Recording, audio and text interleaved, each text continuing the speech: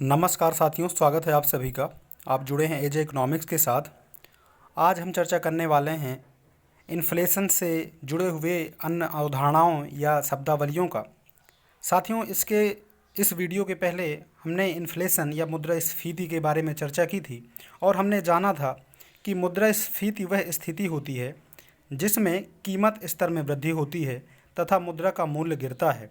अर्थात वस्तुओं की उपलब्धता की तुलना में जब मुद्रा तथा साख की मात्रा में अधिक वृद्धि होती है, उसके परिणाम स्वरूप मूल्य स्तर में निरंतर वृद्धि होती जाती है, या इसको ऐसे कह सकते हैं कि मुद्रा का मूल्य कम हो जाता है।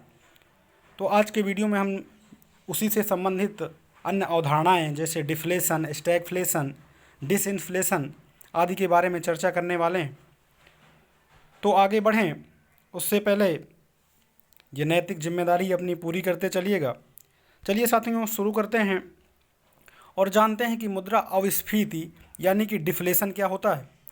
तो मुद्रा अविस्फीति से आशय मुद्रा स्फीति की उल्टी स्थिति से है। जैसा कि हम लोगों ने इसके पहले वाले वीडियो में जाना है कि मुद्रा स्फीति में कीमतें बढ़ती हैं, मुद्रा का मूल्य गिर जाता है।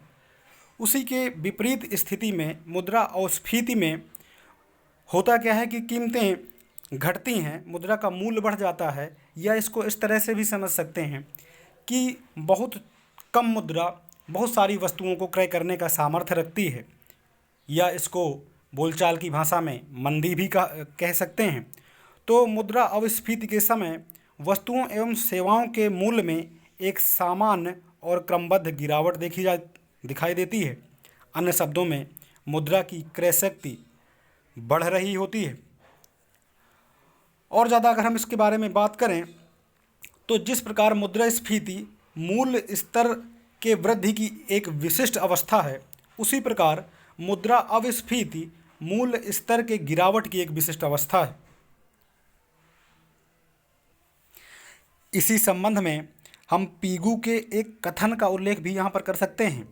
पीगू कहते हैं कि मुद्रा अविस्फीति मूल्य स्तर के गिरने की वह अवस्था है जो उस समय उत्पन्न होती है जबकि वस्तुओं तथा सेवाओं का उत्पादन मौद्रिक आय की तुलना में अधिक तेज़ी से बढ़ता है। अर्थात जिस हिसाब से इकोनॉमी में हमारा प्रोडक्शन बढ़ रहा होता है, उस हिसाब से इनकम नहीं बढ़ रही होती है। तो होता क्या है कि अर्थव्यवस्था में वस्तुओं की मात्रा अधिक हो जाती है और बहुत सारी वस्तुएं लोगों के हाथ में क्रय शक्ति न होने के कारण अनबिकी रह जाती हैं। तो वह स्थिति जब हम एक आर्थिक शब्दावली के रूप में देखते हैं तो मुद्रा अविस्फीति कहलाती है। साथियों, इसी क्रम में आगे बढ़ते हैं और बात करते हैं प्रत्ययस्फीति अर्थात रिफ्लेशन के बारे में। तो अर्थव्यवस्था पर जब स्फीति के दुष्प्रभावों को रोकने के लिए मौद्रिक और राजकोषीय प्रयासों द्वारा कीमत बढ़ाने के प्रयास किए जाते हैं। जैसा कि इसके पहले हमने देखा कि जब अर्थव्यवस्था में गतिहीनता की स्थिति होती है, या ये कहें कि मंदी की स्थिति होती है, तो उस समय कीमतें बहुत कम हो जाती हैं, चीज़ें अनबिकी रह जाती हैं, लोगों के पास क्रय शक्ति का अभाव होता है।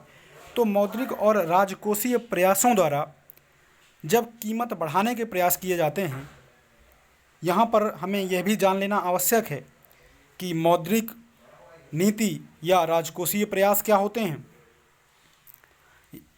तो हम बात करें मौद्रिक प्रयासों के बारे में या मौद्रिक नीति के बारे में, तो मुद्रा एवं साख की मात्रा को मात्रात्मक एवं गुणात्मक प्रयासों से नियंत्रित करने की नीति को मौद्रिक नीति कहते हैं। यह मौद्रिक प्राधिकारी अर्थात आरबीआई से संबंधित होती है और इसका उद्देश्य अर्थव्यवस्था में पूर्ण रोजगार अर्थात आर्थिक वृद्धि की कीमत स्थिरता और भुगतान शेष में संतुलन बनाए रखना होता है। राजकोषीय नीति की बात करें तो सरकार अपने खजाने से क्या खर्च करना चाहती है और किस प्रकार खर्च करना चाहती है, उसके संबंध में जाना जाता है। और साथ ही हम यह भी देखते हैं कि किस तरह से टैक्स या कर लगाकर राजस्व हासिल करने की सरकार की इच्छा रहती है। तो मौद्रिक और राजकोषीय प्रयासों द्वारा कीमत बढ़ाने के प्रयास किए जाते हैं और इन प्रयासों से अर्थव्यवस्था में कीमत बढ़ रही होती हैं। तो ऐसी स्थिति को कीमत वृद्धि प्रत्यास्फीति कहलाती है और इसको हम अंग्रेजी के शब्द रिफ्लेशन से डिनोट करते हैं। साथियों, आगे हम बात करने वाले हैं डिसइन्फ्लेशन के बारे में, जिसे हिंदी में अपस्फीति कहते हैं। तो जब अर्थव्यवस्था में स्फीति के दुष्प्रभावों को रोकने के लिए, स्फीति यानी कि जब चीज़ें बहुत महंगी होती हैं, मूल्य स्तर बहुत बढ़ा हुआ होता है, मुद्रा की क्रय शक्ति घट जाती है, तो उस प्रभाव को रोकने के लिए मौद्रिक और राजकोषीय प्रयासों द्वारा कीमत के घटाने के प्रयास किए जाते हैं और जानबूझकर ये प्रयास किए जाते हैं जिससे कि कीमतें कम हो जाएं। तो जब इन प्रयासों से अर्थव्यवस्था में कीमतें घट रही होती हैं तो ऐसी कीमतों का घटना अपस्फीति अर्थात डिसइन्फ्लेशन कहलाता है। विशेषकर यहाँ पर मैं साथियों आपका ध्यान इस ओर इंगित करना चाहूँगा कि स्थायी मुद्रा स्फीति की जो धारणा है, जिसे हम कोर इन्फ्लेशन कहते हैं, उसका प्रतिपादन 1981 में, जी हाँ साथियों, 1981 में इस्क स्टेन द्वारा किया गया था। यह मुद्रा स्फीति ज्ञात करने की एक अवधारणा है जिसमें स्फीति की गणना के समय केवल वे ही वस्तुएं लेते हैं जिनके मूल्य में स्थिरता होती है। जो कोर इन्फ्लेशन की धारणा है वो इस्क स्टेन द्वारा ली गई 1981 में, ये आपको याद रखना होगा। और इस अवधारणा में हम स्फीति को ज्ञात करने के लिए एक ऐसी व्यवस्था का निर्माण करते हैं जिसमें वो उन वस्तुओं का चुनाव करते हैं जिनके मूल्य स्तर में स्थिरता होती है और उन्हीं के आधार पर फिर स्फीति की गणना करते हैं। तो चलिए साथियों, आगे हम बात करने वाले हैं डिसइन्फ्लेशन के बारे में। जी हाँ साथियों, मुद्रा अपस्फीति के बारे में।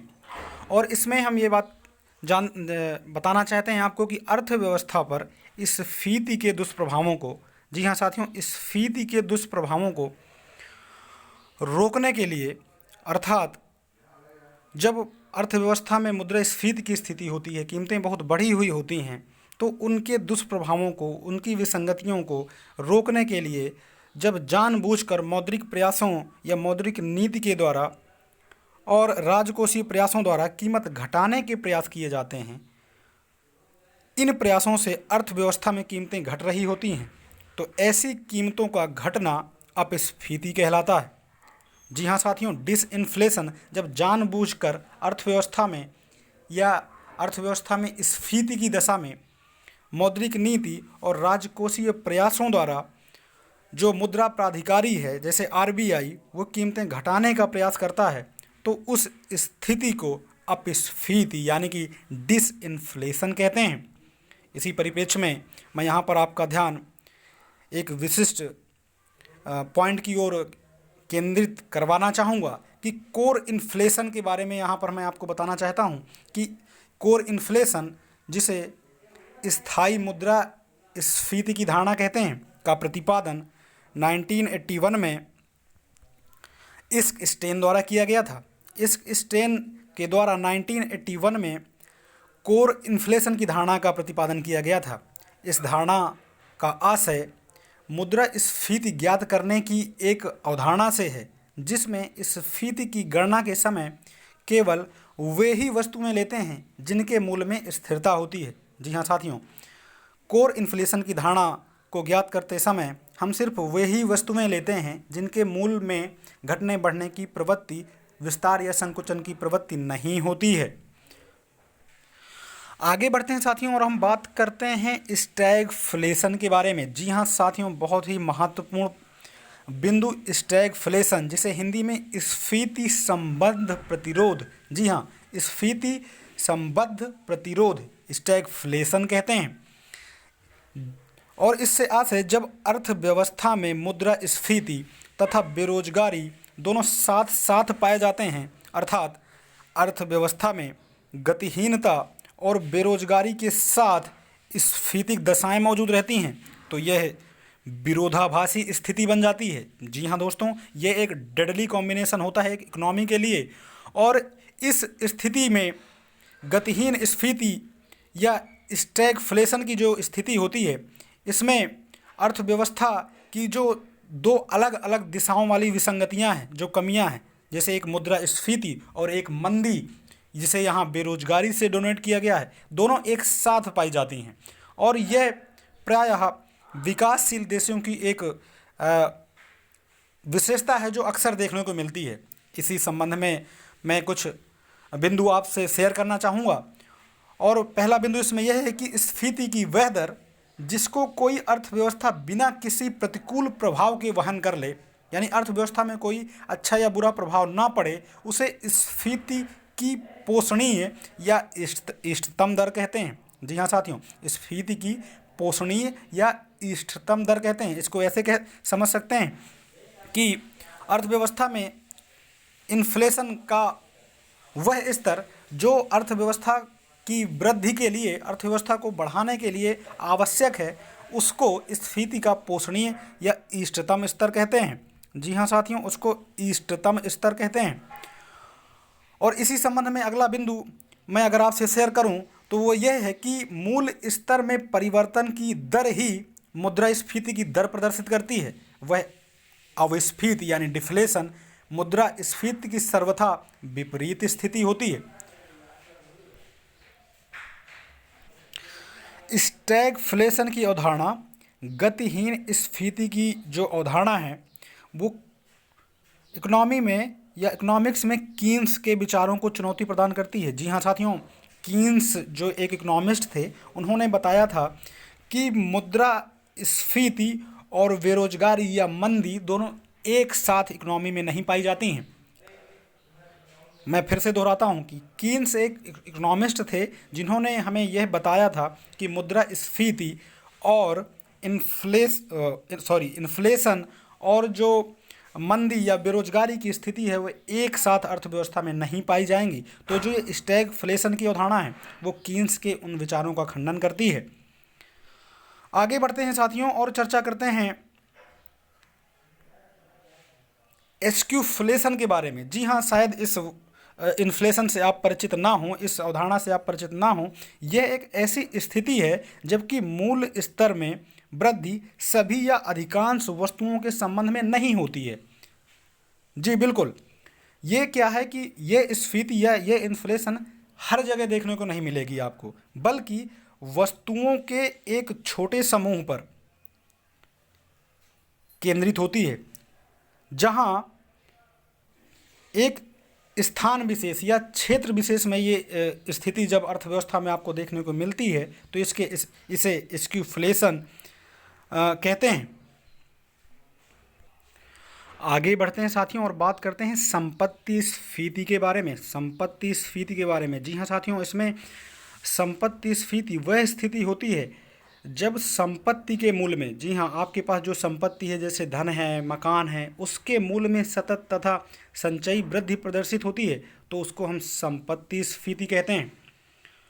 और इसी परिप्रेक्ष्य में मैं एक विशेष बिंदु की तरफ आपका ध्यान आकर्षित करना चाहूँगा और बताना चाहूँगा कि भारत में जो मुद्रास्फीति मापने के लिए प्रयोग करने का जो सूचकांक है वो थोक मूल्य सूचकांक है। जी हाँ साथियों, इसको आपको ध्यान में रखना है। ये आपकी पूर्व की परीक्षाओं में पूछा भी गया है। भारत में जो मुद्रास्फीति की गणना की जाती है वो थोक मूल्य सूचकांक के अंतर्गत की जाती है। मुझे उम्मीद है साथियों कि मुद्रास्फीति से संबंधित इन अवधारणाओं को आप जरूर समझ गए होंगे। इसी तरह के अन्य वीडियो देखने के लिए आप जुड़े रहिएगा एजे इकोनॉमिक्स के साथ। अभी तक आपने लाइक शेयर सब्सक्राइब ना किया हो तो उसको भी करते चलिएगा। बहुत बहुत धन्यवाद।